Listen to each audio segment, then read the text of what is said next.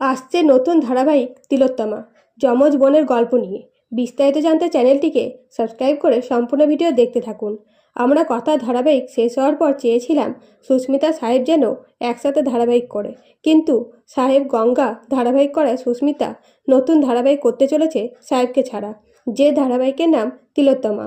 সম্প্রচারের সময় 27শে জুলাই থেকে সন্ধ্যে 6:30 গল্পের প্রথমেই দেখানো হয় সুস্মিতা বিয়ের দিন বাড়ি থেকে পালিয়ে হাসপাতালে যায়, যেখানে বিয়ের পোশাক পরিবর্তন করে ডাক্তারের পোশাক পরে হাসপাতালের চারিদিক খোঁজাখুঁজি করে বেআইনি কাজ বন্ধ করার জন্য। তাই হাসপাতালের অফিস রুমের আলমারি খুলতে একটা স্পিকার পায়, যেটা হাতে নিয়ে বলে পেশেন্টের জন্য ওষুধ বেশি দামে মার্কেটে বিক্রি করছে, আর সব শেষ হবে।